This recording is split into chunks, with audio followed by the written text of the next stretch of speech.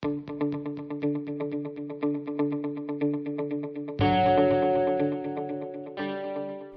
got ice in his veins, and he's chillin' and killin'. It's your favorite snowbound killer, Jack Frost. I'm your host Zach here on Pajama Theater, and today I'll be sharing my first review from the MVD Rewind Collection. MVD has recently put out twin releases of the 90s and early 2000s supernatural holiday horror films, Jack Frost and Jack Frost 2. I've never seen these films before, but I've been long urged to watch them. For this video, we'll be focusing on MVD's recent copy of the first film. But before we get into the nitty-gritty of our physical release, let's talk a little bit about the movie itself.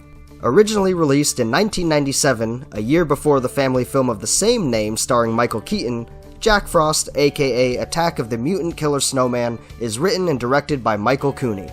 The film opens with a classic Christmas credits sequence, accompanied by the sounds of an uncle telling his niece a bedtime story. It's the tale of Jack Frost, who I suppose now is both the winter elements nipping at your nose, as well as a notorious serial killer. That sounds about right. We segue to Jack Frost the killer himself, being transported to his final destination, where he is being sentenced to death by law. The truck makes its way through a harsh winter blizzard, where it doesn't take long for the inevitable car accident to occur. The security truck collides with a semi that's hauling chemicals for a genetics company, and Jack is subsequently exposed during his attempted escape, giving us an absolutely gruesome introduction as gore and bone dissolve into the snow, binding Jack Frost to the powder below. From here, we're introduced to our lead protagonist, Sheriff Sam Tyler, the officer who originally caught and arrested the notorious Jack Frost. In turn, Frost vowed to kill Sam's entire family. Today, he enjoys the holiday cheer of his small-town venue in Snowmonton County, where the locals are gearing up for the annual snowman building competition. However, the holiday cheer quickly turns sour as the residents of the usually quiet town suddenly start showing up dead, each successive murder more brutal and creative than the last. It's up to Sam and his fellow officers to figure out what's going on and save Christmas. On top of the sudden and mortifying events, there's also these two side characters who suddenly appear. They're supposedly FBI, studying and pursuing Jack's newly acquired abilities as they push their way into the investigation, making life for Sheriff Sam that much more difficult. From here on out, it's pure horrifying fun as the titular killer snowman appears, leaving a trail of death and mutilation in his wake. The character of Jack Frost sorta reminds me of Brad Dourif's Chucky, pure evil but also crude and humorous. Our killer snowman loves to spit jokes as he takes his role as a murderous being very lightly, having as much fun as possible along the way. The practical effects are creative, the death scenes are gnarly and gruesome, and the constant feed of one-liners from the entire cast, including Jack himself, make for an absolute blast. If you go into this film with a mindset looking for some bloody popcorn fun, Jack Frost is sure to delight. It won't leave you with any profound wisdom or feeling like you learned something, but some films are just meant to be entertainment, and this one hits the mark. Check it out if you haven't already for a great horror holiday pick. For now, MVD Rewind brings us a new copy of the film at the tail end of 2021. It's got supplements new and old, all packaged in a nice new edition. So let's head on over and unbox our physical copy.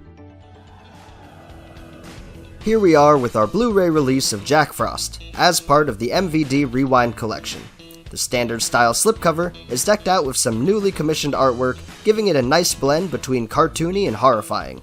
All of our release information is on the back, and underneath is our standard Blu-ray case with the same prints on each side as the slipcover. If we open it up, we get our single Blu-ray disc on the right, as well as a nice mini poster inclusion on the left. It's not terribly large, but I do really like the new artwork, so it'll be nice to have something small to hang up. On top of that, the sleeve for the case is reversible, featuring the original poster work on the opposing side. With that, however, we fully covered the physical aspect of this release, so let's head on over and check out what all MVD has included on the disc. Scanned and restored in 2K from 35mm vault elements and presented with 5.1 and 2.0 audio options, Jack Frost looks and sounds great on Blu-ray. Alongside the feature presentation itself, we're also treated with two audio commentary tracks, one archival and one that's brand new. Our archival track is actually from Vinegar Syndrome's release of Jack Frost, featuring the film's writer and director, Michael Cooney. I appreciate the compounding release between labels, and it's always great to be able to watch a film alongside its creator. Flipping over to the second audio track, we have a brand new recording with Tony Peluso, Newt Wallen, and Crystal Quinn from the podcast Hack the Movies.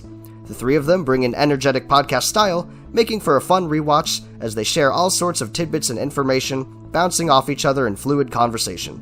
These 2 commentary tracks overall are great inclusions, and are choice listens for fans of the film wanting something different for that rewatch. With the movie itself covered, we move on to a nice collection of video bonuses to watch as well. First up is a quick 37-second introduction to the film with director Michael Cooney, where he acquaints us with the title and briefly shares his passion for the movie, even as it's aged. Following the introduction, we have a pair of interviews to watch, one with the man who plays Jack Frost himself, Scott McDonald, and one with the director of photography, Dean Lent. The first interview with McDonald runs about 16 minutes long and is a great insight into the production itself. He shares different stories about filming Jack Frost, discussing the challenges faced with set pieces, practical effects, and more, as the film was primarily shot in the summertime. He also talks about his thoughts behind the character Jack Frost and how he purposely played it as psychotic and over-the-top as possible in order to bolster the film's happy yet scary duality. A great interview to watch after finishing the movie. Relaying back to our second interview with the director of photography Dean Lent, we get a 6-minute discussion as Lent regales the filming of the movie. From cinematography to scene composition, Lent has some neat insights into how they managed such a fun film with such a low budget.